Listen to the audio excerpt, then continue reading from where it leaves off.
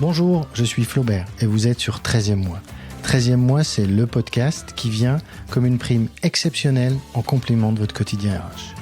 Tous les 15 jours, j'invite à mon micro un acteur du monde des ressources humaines, qu'il soit DRH, HRBP, qu'il travaille dans les relations sociales ou le recrutement, qu'il ait 30 ans d'expérience ou seulement quelques années, ils ont tous des choses à raconter de leur quotidien et de leur vécu. J'échange donc en toute sincérité autour de leurs expériences et des solutions qu'ils ont mises en place.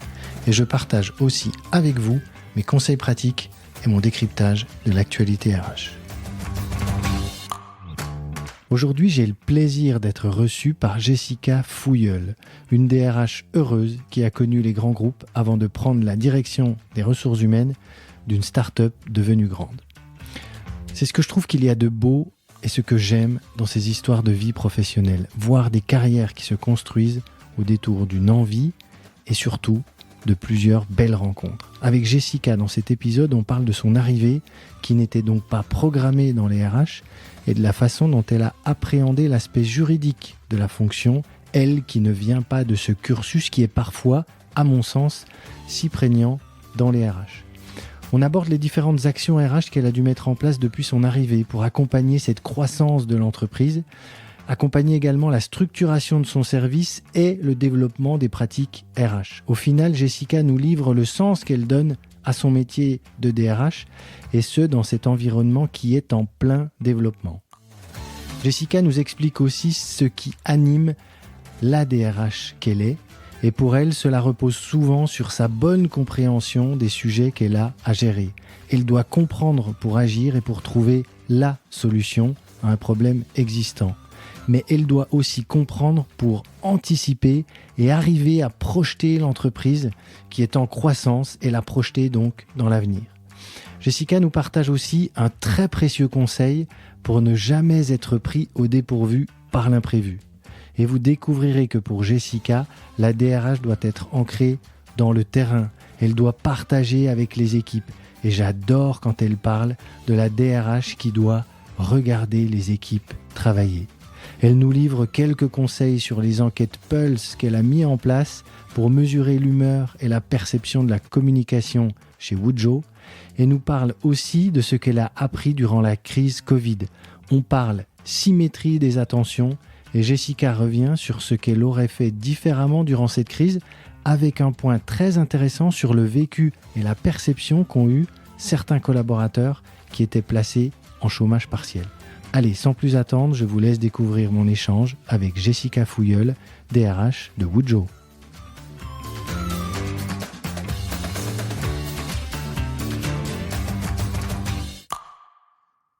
Bonjour Jessica. Bonjour Flaubert. Bienvenue sur 13e mois. Alors merci de m'accueillir chez toi, dans tes bureaux. Et le bureau, ça te connaît puisque tu es la DRH de Woojo, qui avant s'appelait d'ailleurs Nextdoor. C'est un opérateur d'espace de travail, que ce soit du coworking, des bureaux fermés ou même des salles de réunion. Avant de commencer, comme d'habitude, je vais te présenter auprès de nos auditrices et auditeurs.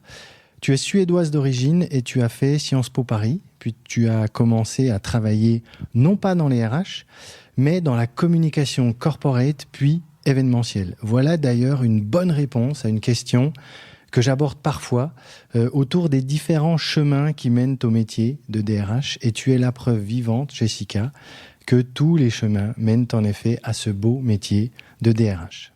Après la communication, hop, retour à Sciences Po, mais comme salarié cette fois-ci. Et c'est là que tu côtoies des acteurs RH et que te vient l'envie et l'idée de passer des relations entreprises aux relations écoles. Et c'est ce que tu vas faire chez Eurosport dans un premier temps, avant de devenir HR Manager à l'international, puis HR Manager France. Après 8 ans chez Eurosport, tu rejoins le groupe Bouygues comme International HR Manager, puis HR Manager pour le siège. Et chez Bouygues, il y a un truc assez génial qui s'appelle l'intrapreneuriat, ou comment on permet à des salariés de développer en interne des projets de business innovants en leur accordant à ces salariés une large liberté et des moyens pour développer leurs projets. Et c'est dans ce cadre que naît une start-up qui répond désormais au doux nom de Woojo. Et dans cette start-up, il fallait une DRH et tu seras celle-là, Jessica. Tu es donc la DRH de Wujjo depuis juin 2019. C'est bon? C'est bien ça? C'est ta vie, ton œuvre? Oui, merci Flaubert, c'est très juste. Et je voudrais dire aussi, je suis vraiment ravie de t'accueillir chez nous. Il y a un beau soleil aujourd'hui et on a des belles espaces ici.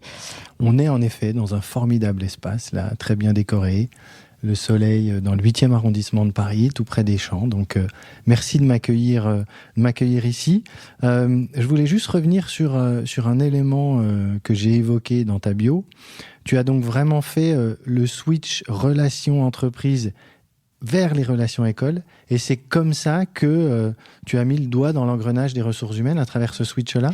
Oui, c'est bien ça. Si on m'avait dit que j'allais être responsable RH un jour au DRH, j'aurais pas forcément cru.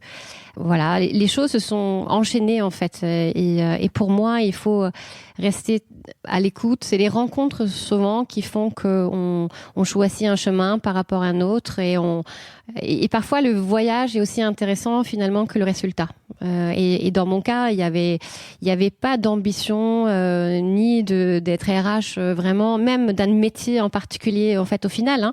Je cherchais juste je pense que beaucoup de jeunes quand ils se lancent, ils découvrent la vie professionnelle, ils ont envie de découvrir une ambiance sympathique, d'avoir des collègues sympas, des missions qui nous font apprendre et grandir. Et j'étais vraiment là-dedans, et je le suis encore. J'apprends encore tous les jours, et je pense que c'est une nécessité pour bien avancer. C'est ça qu'il y a de beau dans les RH, en effet, c'est qu'on apprend tous les jours. On doit se remettre au goût du jour tous les jours quasiment. Ouais. On recommence à zéro, il y a plein de nouveautés, il y a plein de choses. Puis travailler sur l'humain, c'est recommencer chaque jour, parce que l'humain est rarement là où on l'attend. Exactement. Une vraie remise en question, et que ça soit sur les missions d'ailleurs, parce que priorité un jour ne peut ne plus l'être le lendemain. Et l'humain est tellement imprévisible aussi, et c'est que du coup on a beau se dire je prévois tout, j'organise tout, et en fait le lendemain non, ça se passe pas comme on avait imaginé. Mais chaque jour je me dis quand même, je fais un des plus beaux métiers, parce que je m'ennuie jamais. Jamais.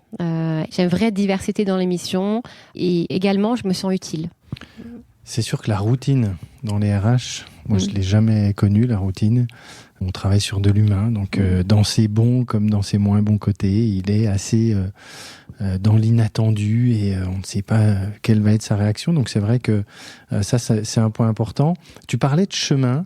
Il y a un sujet que j'aime bien aborder avec mes interlocutrices et interlocuteurs dans 13e mois, c'est le côté est-ce que pour toi tous les chemins peuvent mener au métier de DRH? J'ai dit que tu étais la preuve vivante que c'était le cas, mais est-ce que tu confirmes? Est-ce que tu es d'accord avec ça? Oui, je suis complètement d'accord avec ça. Je pense même que en fait, il n'y a pas un DRH pour une entreprise, et je pense que chaque entreprise est différente, chaque culture est différente, chaque personne et personnalité aussi peut évoluer, peut grandir. Voilà, dans certaines entreprises, on le sait, c'est peut-être la technicité, c'est la compréhension du métier qui est plus important que le métier des RH en tant que tel. Mais empêche que, je pense qu'il faut quand même avoir un certain intérêt pour l'humain. Il faut aimer les relations humaines, sinon difficile, je pense, en tout cas, dans un poste où il y a beaucoup d'interactions entre personnes, de trouver son compte. Oui, ce dénominateur commun sur l'humain, ça c'est vrai que c'est très important. Alors je vais mettre un peu tout de suite les pieds dans le plat. Après, on va aborder la thématique sur laquelle on a décidé un peu d'échanger ensemble, sur être DRH dans une start-up, c'est quoi, c'est comment, etc. Mais juste avant, puisqu'on était sur le côté chemin, formation, parcours, moi je suis juriste de formation. Donc je me sens d'autant plus à l'aise pour dire ce que je vais dire là. Il y a beaucoup de juristes qui se disent que on ne peut être DRH que si on a été juriste, que si on maîtrise la partie juridique, que si on est un cadre du juridique. Je me suis toujours battu contre ça. Je connais de très très bons DRH qui n'ont pas une formation de juriste à la base et qui sont vraiment très très bons, peut-être parce qu'ils sont énormément dans l'humain et qui sont aussi beaucoup dans l'opérationnel. Comment tu vois ça, toi, ce côté juridique de la fonction, et comment tu as fait pour, toi, appréhender ce côté juridique qui est prégnant dans la fonction? Justement, la partie juridique m'a très longtemps complexée, je le dirais comme ça. Déjà, du fait que j'ai pas fait d'études juridiques du tout, que j'ai un parcours d'origine suédoise et que le droit français est bien différent du droit suédois, que ce soit droit de travail ou d'ailleurs de manière générale. Donc ça m'a longtemps, je pense, freiné, mais je pense que le frein était avant tout dans la tête. Et j'ai compris finalement que je n'aurais jamais tout. Ça n'existait pas dans un profil et que j'avais autre chose. Et que cette autre chose, c'était vraiment, jusqu'à l'amour, la passion en tout cas des relations humaines et de se voir comme quelqu'un qui met un peu l'huile dans les rouages en fait, de faire en sorte que ça fonctionne. Et finalement, donc, j'ai mis à profit cette compétence-là par rapport au domaine juridique, donc, où clairement, j'ai moins de compétences que d'autres DRH certainement. J'ai su m'entourer assez rapidement de juristes en droit social, que ce soit dans mes anciens postes, dans mon poste actuel. Le premier recrutement que je souhaitais faire, c'était justement d'un juriste en droit social que j'ai pris en alternance. Et j'ai également pris un cabinet en droit social pour bien m'entourer. Donc pour bien comprendre la règle, et ensuite, comme tout, c'est-à-dire que c'est de l'interprétation. Enfin, dans ce qu'on met en place, on prend rarement une règle qu'on met en avant devant les salariés. On comprend la règle, on voit par rapport au métier ce que ça implique dans chaque entreprise, et après on essaie de l'expliquer, le vulgariser, le rendre simple, l'accompagner, la pédagogie en fait. C'est cette partie-là en fait, moi, qui m'anime aujourd'hui. C'est vraiment l'accompagnement par rapport à la règle. Tu vois, ce qu'il y a de bien, et c'est aussi pour ça que je fais ce podcast 13e mois, c'est que là, on échange depuis une petite dizaine de minutes et déjà on a donné, je trouve, de l'espoir aussi aux personnes qui écoutent et qui peuvent débuter dans la fonction RH, de se dire, il n'y a pas une voie royale, mais il y a plein de voies qui peuvent amener au métier de DRH. Et puis même si à la base, je ne suis pas un expert en droit social, eh bien, je peux largement compenser. Je peux apprendre aussi avec le temps, parce qu'on acquiert des réflexes. Et puis, tu l'as dit, mais je dois bien m'entourer, que ce soit en interne ou en externe, de personnes qui ont les compétences. Et je suis tout à fait d'accord avec toi. Puis si on refait le lien avec ce qu'on a dit tout à l'heure aussi, les choses changent vite. Donc bon, ce qu'on sait un jour, c'est peut-être pas tout à fait la vérité du lendemain. Donc on se remet à jour. Et voilà. Alors, est-ce que tu peux juste nous en dire un peu plus sur le périmètre que tu gères, Wojo, combien de collaboratrices, collaborateurs, qu'on en sache un peu plus? Wojo, donc c'est donc bien un opérateur d'espace de travail. On a une centaine de collaborateurs aujourd'hui. On peut dire qu'on est un start-up, mais on préfère dire maintenant qu'on est un PME puisqu'on existe depuis 6 ans. On a, si on veut schématiser, 2 métiers aujourd'hui. On a nos sites. On a 14 sites aujourd'hui d'exploitation. Ce sont un peu comme des hôtels. C'est-à-dire que donc, c'est des sites, on accueille des personnes qui viennent travailler. On commercialise 3 espaces. Donc, c'est l'espace coworking, donc des bureaux en flex, les salles de réunion et les bureaux privatifs. Après, on propose un certain nombre de services également, comme évidemment la partie food and beverage, la pause café, le déjeuner. On anime la communauté, on organise des conférences, on propose des activités de sport, on fait des after-work, des petits déjeuners, voilà, tout pour animer cette communauté. Après, on a les métiers des fonctions support, donc ce qui sont les plus classiques, que ce soit donc les RH juridiques, finance, marketing, commercial, développement immobilier et la partie travaux. D'accord, donc tout ça fait une centaine de personnes. Donc en effet, la start-up est devenue grande. Et donc toi, quand tu es arrivé, j'imagine qu'il n'y avait pas les 100 personnes qu'il y a aujourd'hui et que toi, ton job a dû consister à gérer cette croissance? Oui, on a beaucoup grandi. Hein. La construction s'est fait autour du premier site. Les premières personnes qu'on a recrutées déjà en 2015. Et ensuite, ça s'est grandi au fur et à mesure que le réseau d'exploitation s'est agrandi. Et c'est pas fini puisqu'on a encore des ouvertures prévues l'année prochaine. Au début, forcément, quand on arrive sur un poste comme ça, et c'est de l'opérationnel avant tout, hein, c'est staffé. Enfin, on dit le staffing, c'est le recrutement qui, je pense que la première mission dans beaucoup de structures. Et les règles et la politique RH, elle vient un petit peu après. Quand les besoins en fait le font sentir, quand on voit que tout le monde suit pas le même chemin, ou pas la même vision, donc là ça devient important un petit peu d'écrire les valeurs, qu'est-ce qui est important, peut-être une politique note de frais, des choses très très basiques, une politique bonus, une politique rémunération, voilà, les choses viennent au fur et à mesure que l'entreprise grandit.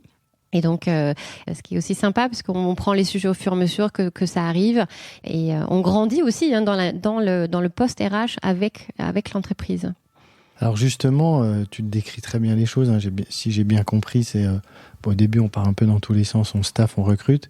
Puis quand on se rend compte que il commence à y avoir un peu de monde et que chacun voit un peu qu'il n'y a pas de politique, donc il a sa propre politique. Là, il faut mettre en place une politique, un cadre. Comment tu définirais le rôle d'un DRH dans cet environnement-là de start-up qui grandit, de collaborateurs qui arrivent, gérer cette croissance, etc. C'est quoi le rôle du DRH là-dedans ? Le rôle de DRH, je pense que d'ailleurs que ce soit dans une start-up ou dans une plus grosse structure, c'est finalement le DRH qui doit organiser en fait la vie de l'entreprise et les collaborateurs. On cherche forcément la performance, mais aussi un certain bien-être. On en parle beaucoup en ce moment, et on sait très bien que le marque employeur, c'est quelque chose de très important aujourd'hui. Donc c'est trouver un juste milieu dans tout ça. Donc permettre à l'entreprise de grandir, mais ça veut dire aussi de retenir les talents. Et on sait que c'est un vrai sujet en ce moment, et faire en sorte que les nouveaux qui arrivent, ils se sentent bien et qu'on arrive à les onboarder et bien, parce qu'on ne peut pas se permettre d'avoir une croissance si déjà ça ne prend pas dès le départ. Donc il faut déjà pouvoir recruter, il faut fidéliser, faire évoluer aussi, parce que l'entreprise grandit. L'entreprise que nous on était il y a 5 ans, c'est plus la même aujourd'hui. Donc on passe aussi par des étapes, des évolutions qui nous obligent aussi parfois à nous spécialiser, peut-être être plus experts dans certains domaines. Donc c'est à la fois garder la polyvalence d'une start-up tout en ayant quelques expertises en fait dans certaines activités. Et c'est un enjeu dans son PME aussi, où tout le monde est important finalement. Donc s'il y a des absents, ça se fait vite ressentir aussi dans l'organisation au niveau global.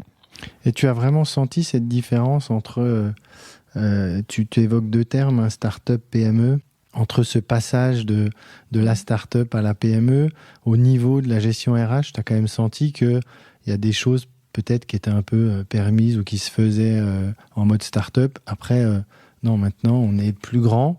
Donc, moi, je dois fixer le cadre. Moi, j'ai un jour un vice-président, mon vice-président RH de l'époque, qui m'a dit « Toi, tu es le gardien du temple RH de la structure que tu gères. » Donc, est-ce que, il y a eu ce passage-là vers le gardien oui, du temple ? justement, j'allais dire, avec mon arrivée en 2019, alors j'avais été là tout au début en 2015, c'était un poste à l'époque beaucoup plus opérationnel. Après, à mon arrivée au sein de la structure a permis justement de devenir cette gardienne de temple, et je le dirais bien comme ça aussi.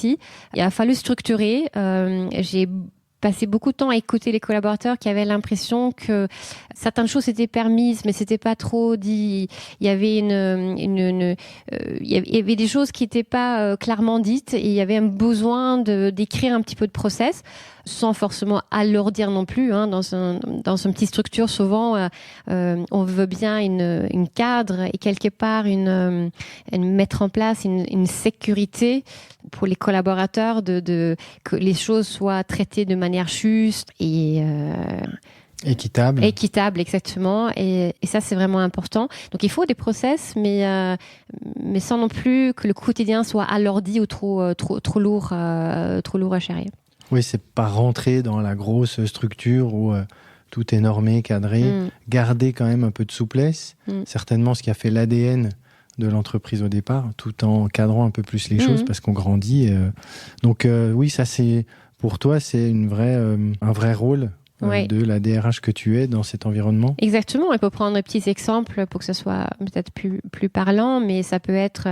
Nous, on a clairement écrit typiquement sur la période des congés, comme on est dans un secteur qui est secteur tertiaire, il y a une baisse d'activité au mois d'août, on préfère que nos collaborateurs prennent 3 semaines entre mi-juillet et fin août.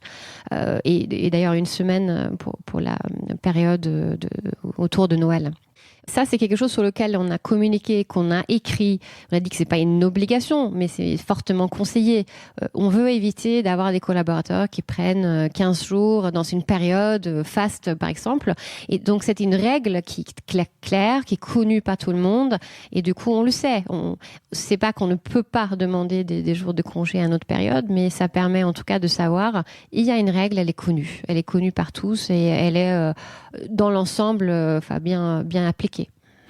Ok, super. Merci pour ces exemples très concrets. Tu parlais tout à l'heure de ton organisation à toi, du côté juridique et juriste, qui était une des premières fonctions que tu as pu recruter pour venir travailler avec toi.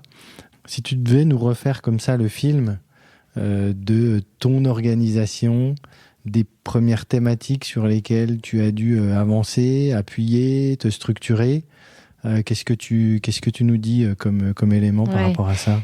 Quand on arrive comme un poste, sur un poste comme celui-là, forcément, surtout quand on vient comme moi d'un grand groupe. Ah oui, parce Bouygues, que oui, Bouygues, c'est quand même la grosse structure.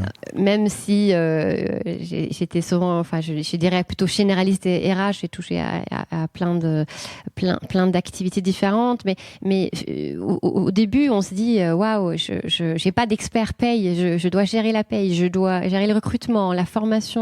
La partie RSE, qualité de vie au travail, communication interne, formation, etc. Au début, c'est un peu vertigineux la liste des courses et on se dit, oh là, comment je vais faire ? Les sujets viennent comme toujours un peu par l'opérationnel, très souvent, parce que on est vite pris dans les sujets urgents, des recrutements à faire, il y a des sujets d'organisation, par exemple. Alors pour moi, ce qui est important, c'est de bien gérer l'équilibre entre l'opérationnel, qui est toujours urgent, et d'ailleurs pour hier, et la partie développement RH. Et ne pas oublier la partie développement RH, parce que si on passe son temps, par exemple, à recruter parce qu'il y a un turnover important, et si on se concentre que ses efforts sur le recrutement, finalement, on ne va pas pallier peut-être aux fondamentaux qui font qu'il y a un turnover. Donc, il faut aussi se poser ces questions-là. Ça veut dire quoi ? Peut-être faire une enquête annuelle, ou même plus souvent. On appelle ça plutôt des pulses pour prendre un peu le pouls, savoir comment les collaborateurs vont. Passer du temps aussi à écouter, être sur le terrain, essayer de comprendre. Vraiment, d'essayer de bien comprendre l'origine, en fait, par exemple, du turnover et pour pouvoir le pallier. Donc, c'est remonter à la cause racine de ce qui fait que ça te génère beaucoup de jobs. Et tout en faisant justement le palliatif, parce qu'on ne peut pas non plus s'arrêter des recrutements.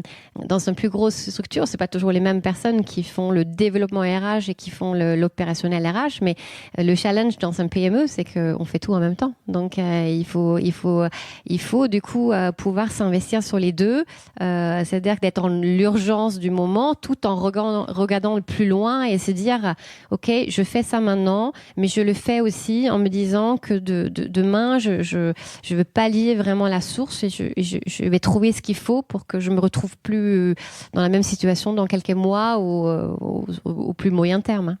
Parce que l'amplitude de la fonction, elle est importante. Tu touches à...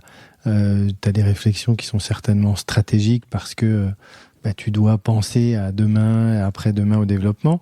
mais tu as aussi des sujets à gérer qui sont des micro-problèmes très individuels. C'est bien ça, ta fonction ? C'est bien ça, il y a les relations individuelles et les relations collectives et on ne peut pas trop passer son temps sur un sujet en particulier d'ailleurs parce que dans un PME, on est également très exposé par le poste et si on passe beaucoup de temps sur les relations individuelles, les collaborateurs nous le font vite sentir aussi en disant en gros on te voit jamais, tu fais quoi, voilà. Donc c'est pas justifier de sa fonction, mais en tout cas d'être présent un peu sur tous les sujets. Donc on a parfois un peu l'impression de survoler, de ne pas être expert. Au début, ça peut être un petit peu difficile en se disant est-ce que j'ai vraiment été jusqu'au bout ? Est-ce que j'ai bien pris ce sujet ? Est-ce que j'ai bien géré ? On finit par beaucoup lire. En tout cas, moi, ce qui m'a aidé, c'est beaucoup me documenter, que ce soit dans les newsletters RH, les blogs, les réseaux RH également, tout support finalement possible pour bien s'entourer et de rester un petit peu connecté avec à la fois sur la partie innovation parce que des solutions on en a besoin, enfin des solutions concrètes sur des problématiques qu'on rencontre dans le quotidien et à la fois regarder un peu devant aussi. Bientôt je veux passer ce cap-là, donc quels sont les besoins que j'aurai dans quelques mois quand j'aurai passé par exemple le seuil de 50 salariés, qu'est-ce qui va se passer par rapport à mon entreprise, mon comité de CSE que j'ai mis en place, voilà, c'est anticiper tout ça pour que ça ne tombe pas du jour au lendemain. Là c'est un petit peu dur à gérer, enfin faut essayer, il y a des sujets qu'on peut gérer de plus long terme, en tout cas plutôt le moyen terme. Je ne sais pas si je peux vraiment dire très long terme dans un PME. Même si on a tendance à faire une feuille de route sur un an, qu'on revoit plein de fois en cours d'année. Donc, c'est dont on parlait avant, cette agilité, cette remise en question en permanence, elle est finalement très présente en fait dans l'organisation. Et donc, toujours garder du temps aussi pour l'imprévu. L'urgence, le moyen terme et l'imprévu toujours. Donc moi, j'organiserai mon temps comme ça en fait pour ces sujets et c'est jamais du trop de laisser au moins 2-3 heures dans son agenda tous les jours pour des sujets qui sont pas prévus, parce qu'il y en a toujours. Le petit coup de fil imprévu, le collaborateur que finalement, parce qu'on prend un café qui nous finalement donne une information qui est finalement très importante en fait et assez structurante sur voilà, mais qui aurait pas forcément qui aurait pas donné une information dans une réunion, mais de fait que il ou elle nous voit, il se dit bah tiens, on va échanger un peu et ça permet peut-être de changer. Pas changer de vision, mais en tout cas avoir un autre regard sur certains sujets.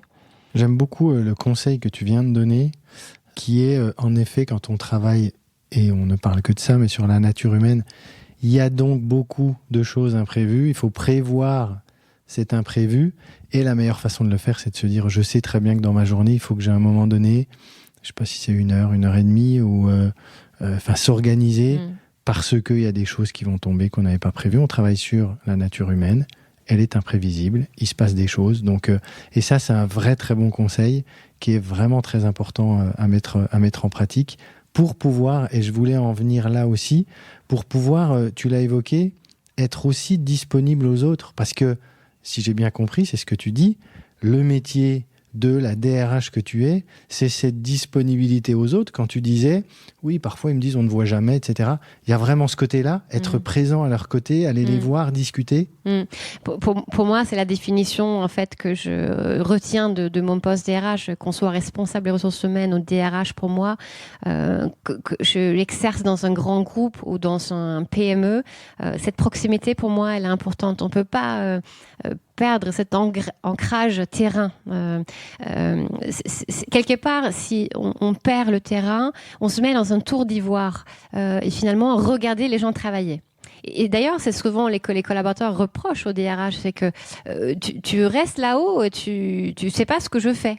Et donc, je pense qu'il faut la meilleure manière de lutter contre ça, c'est quoi en fait? C'est de passer dans les équipes, les voir, peut-être se mettre à côté, peut-être faire une partie de leur métier avec eux.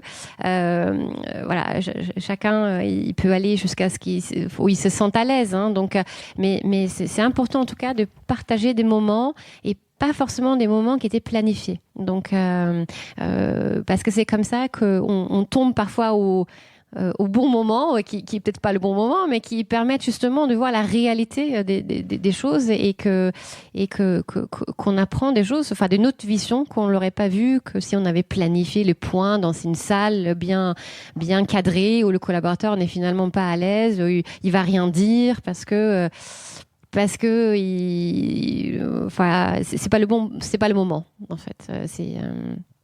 J'aime beaucoup cette image, et là je suis en train de repenser à ça, quand tu dis le DRH en fait il doit regarder les gens travailler, pas regarder en se disant est-ce qu'ils travaillent bien, mais qu'est-ce qu'ils font, c'est quoi leur métier et comment ils le font. Je trouve ça, c'est une vraie belle image aussi de la fonction de DRH. Allez, je veux revenir aussi sur t'as évoqué un terme, pulse, sont des micro-enquêtes que vous faites régulièrement. Tiens, je me dis peut-être qu'il y a quelqu'un de la communauté RH qui voudrait se lancer là-dedans. Comment ça marche? C'est quoi les conseils que tu peux donner sur ce sujet-là? Je pense que beaucoup d'entreprises les font, ces enquêtes maintenant. Nous, on est plutôt sur une enquête annuelle collaborateur, assez version courte. On est aux alentours de 25 questions.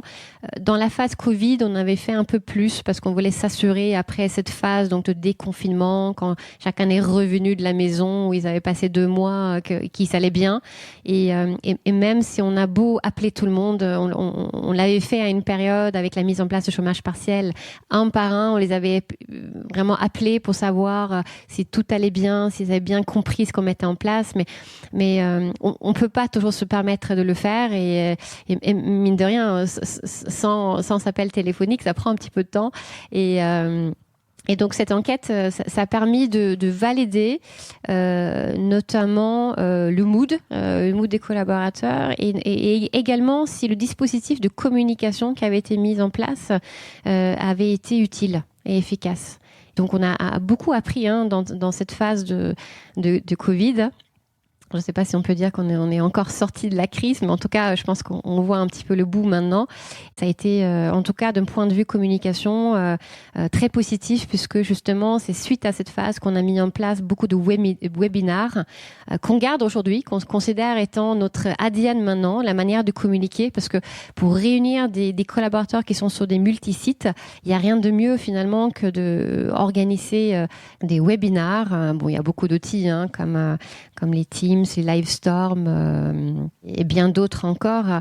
Et c'est une manière aussi de faire de la communication plutôt descendante pour le coup, mais avec une possibilité pour les collaborateurs de poser des questions aussi. Donc c'est complémentaire par rapport aux enquêtes. Ce qu'on a également mis en place, c'est de la communication interne via un newsletter. Même moi, au départ, j'étais pas forcément partante sur ce type de communication en me disant c'est peut-être un petit peu à l'ancienne de faire un email tous les mois aux collaborateurs. Au final, aujourd'hui, c'est un newsletter qui fonctionne très bien, qui n'a pas de valeur rédactionnelle dans le sens journalistique du tout. En fait, il a un objectif qui est de donner des informations de ce qui se passe sur les sites et donc nos quinzaines de sites et dans certains départements. Et ça met en avant aussi les collaborateurs en situation de travail. Donc, ça nous permet de parler de nos succès. Donc on peut les fêter. On fait souvent des petits jeux, des petits quiz, des petites choses. On peut gagner quelque chose. On publie beaucoup de photos. Donc chaque nouveau collaborateur, il a une petite présentation avec sa photo. Même ceux qui partent, on les remercie aussi pour tout ce qu'ils ont fait en fait pendant cette période pour Vojo. Donc c'est une manière quelque part de bien accueillir, de dire au revoir, de dire merci aux équipes Et cette newsletter, aujourd'hui, elle est vraiment très utile. Très bien, l'idée de remercier et de dire au revoir aussi, d'informer que quelqu'un part et tout. Je trouve ça assez vertueux. Tu disais, je ne sais pas si on est sorti de la crise Covid. Et moi, j'avoue que j'ai pas de réponse. Chaque jour qui passe nous en éloigne normalement, mais on ne sait pas. Justement, comme ça, là, puisque tu as évoqué le sujet, si on devait se retourner sur les 18 mois qui viennent de s'écouler, là, c'est quoi? Quelles ont été pour toi les problématiques à gérer en tant que DRH de Wujjo? Voilà, qu'est-ce que tu peux nous dire par rapport à ça? Qu'est-ce que je retiens, cette période-là? Je retiens que c'était une période très dense au niveau travail. Je pense que j'ai jamais autant travaillé que pendant cette période-là. Et peut-être aussi parce qu'il y avait beaucoup de décrets, de protocoles, de lois et d'informations à surveiller. Et ça a été assez épuisant de ce point de vue-là. Tout en trouvant justement la manière de communiquer auprès des collaborateurs. Et donc, c'est de l'interpréter, ces textes, les mettre en œuvre, pouvoir les communiquer. Et en même temps, on a tellement appris en interne sur notre manière de fonctionner ensemble. On a beaucoup parlé organisation forcément en interne, entre ceux qui font du chômage partiel, ceux qui en font pas. Et quelque part, ça a remis aussi, ça a réveillé en tout cas l'utilité de certains postes, peut-être devant d'autres aussi. Ça a mis un peu de lumière sur certains postes, l'organisation aussi. Ce que je retiens au-delà d'une période dense et forcément compliquée aussi, c'est qu'au final, on est assez content du résultat. Et d'ailleurs, le score satisfaction client a jamais été aussi bon que pendant cette période-là. Donc, ça veut dire que ce qu'on a réussi à faire en interne avec les collaborateurs, on a réussi aussi à le transmettre auprès de nos clients. Et ça, je pense que c'était une belle réussite aussi. Et on parle beaucoup de la symétrie des attentions, mais pour moi, c'est essentiel vraiment. Peut-être parce qu'on est dans les métiers de service aussi, et que finalement, si la relation entre l'employeur et le collaborateur se passe bien, la relation entre l'entreprise et le client se passe bien également. Donc, dans un métier comme le vôtre, de la relation, il est évident, à mon sens, que ce que vivent les équipes, les clients vont le ressentir. Je pense que vous avez dû démultiplier votre énergie pendant cette crise du Covid. Et si le résultat, c'est une satisfaction client augmentée, ça veut dire que vous avez dû faire des choses qui ont été positives pour vos équipes. Et ça, c'est vrai que c'est quelque chose d'important. Et cette symétrie des attentions en RH, elle est, tu as raison, totalement fondamentale et très présente. Après, on a appris des choses aussi. Enfin, je pense qu'avec le recul, il y a des choses que j'aurais fait certainement autrement, notamment sur certains métiers. On s'est dit, on a peut-être moins besoin de ces métiers-là en période de crise parce que moins d'exposition, etc., vis-à-vis des clients. Au final, ce que je retiens quand même, c'est que dans un PME, il faut rester polyvalent. Et je pense que si on a un poste qui est concerné par la crise, il faut être capable aussi de revoir les missions. Et souvent, ce que je me suis aperçue aussi, c'est que les collaborateurs qu'on a mis en chômage partiel, par exemple à 100%, l'ont très mal vécu et auraient préféré faire d'autres missions pendant cette période-là. Donc l'apprentissage, c'est aussi de se dire, tout le monde est capable de faire autre chose si on leur demande et qu'on explique. Et que c'est quelque chose qui est vraiment fondamental de garder cette polyvalence-là, parce que je pense même que certains, une fois qu'on l'avait compris, on a mis un petit peu de temps, que c'était possible de finalement changer un petit peu la nature de poste et demander aussi si les personnes étaient d'accord. Ils ont appris des nouvelles choses aussi, et je pense que l'entreprise est même sortie plus forte après cette expérience-là, grâce à cette polyvalence et l'esprit d'équipe, que ça crée aussi entre les différentes directions. D'accord, donc toi, la DRH que tu es, tu nous dis celles et ceux qui ont été en chômage partiel l'ont mal vécu et l'ont mal pris. Oui. D'accord. Ça renvoyait un petit peu à le côté indispensable de mon poste. Mon poste n'est pas indispensable, donc je ne suis pas indispensable dans l'entreprise. Ce qui est évidemment pas la même chose, hein, donc, puisqu'on raisonne poste, on ne raisonne pas personne. Mais dans les petites structures, hein, souvent le poste est lié à la personne. Donc il s'est senti un petit peu concerné personnellement et on l'a quand même assez vite compris. Et on a ajusté le tir, mais ça, je pense que c'est du vécu. Et si je devais le refaire, voilà, qu'on se pose vraiment cette question de la polyvalence de chacun. Et si on arrête une activité, ou peut-être au profit d'un autre, justement, prenons sur le domaine RH. Qu'est-ce qui a été le plus lourd pour un RH dans cette phase de chômage partiel? Au-delà de rédiger, de négocier, le protocole avec les cellules, c'est également tout le suivi paye. Hein. De savoir quel était le régime pour quelle équipe, ils ont travaillé comment, de demi-journée, journée complète, on-off, quelle période, etc. C'était un suivi très dense de chaque bulletin à avoir. Donc, ça, typiquement, je pense que quand on est responsable des recrutements, si on est d'accord, on accepte peut-être de faire une partie de l'administration du personnel, de la paye à la place, par exemple. C'est vrai que c'est un très bon exemple. Alors, je ne sais pas si en Suède, les fiches de paye sont aussi complexes qu'en France, mais en France, c'est quand même une sacrée usine à gaz. Je pense que c'est particulièrement la France. Ouais. Et encore, ils les ont simplifiés il y a quelques temps. C'était encore plus complexe avant. Mais c'est vrai que c'est un vrai sujet. On pourrait y passer quelques heures sur cette thématique des fiches de paye. Super, merci vraiment pour tout, Jessica. Merci pour tout ce que tu nous as donné là comme élément très concret. Il y a plein de choses, je pense, à garder. Pour conclure, j'ai trois questions que je pose à toutes mes invitées et tous mes invités. La première, c'est quel conseil tu donnerais à la jeune Jessica, là, de 25 ans, qui souhaiterait se lancer dans cette belle fonction ressources humaines? Je redirais un petit peu ce qu'on a dit au début. En fait, on ne sait pas forcément quel sera notre poste, notre carrière par la suite. Donc, je pense qu'il faut personne ne prévoit l'avenir. Donc, restons très humbles et ouverts aussi à l'écoute qui est le chemin de la vie et des rencontres qu'on va faire. Donc, moi, je dirais, fais ce que tu as envie de faire. Parce que quand on se fait plaisir, on va en général jusqu'au bout de ce qu'on est capable et ce qu'on a envie de faire et on se donne le meilleur de soi-même. Vis l'instant présent, ici et maintenant. On peut bien sûr avoir un objectif, mais le chemin est aussi intéressant que l'objectif final, et peut-être parfois même plus intéressant. Reste toi-même, tous les autres sont déjà pris, et continue d'apprendre toujours et toujours. Parce que vivre, c'est aussi de faire cette expérience d'apprentissage, et c'est l'infini.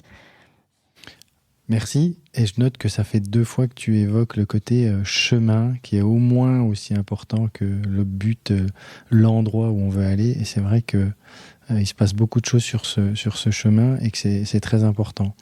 L'autre question, c'est demain, tu pars sur une île déserte, tu as un livre à emmener. Quel est ce livre ? Alors, c'est une question difficile. J'aime beaucoup les romans, mais j'aime bien cuisiner, j'ai pas beaucoup de temps, donc peut-être je prendrai un livre de recettes. Comme ça, au moins, je pourrais me perfectionner dans ce domaine que j'apprécie également. Et sinon un bon roman aussi. T'as un titre à nous donner de bons romans que tu as pu apprécier ? J'aime bien tous les Marc Lévy, des livres qu'on se trouve facilement dans les kiosques, les gares de train, qu'on emporte avec soi et qui nous fait oublier le temps passé. Qui te font un été, qui te font une semaine de vacances, etc. Ok. Et la dernière question, est-ce que tu as une personne à me recommander pour un prochain podcast RH ? Quelqu'un qui te semble intéressant, qui a des choses à dire ?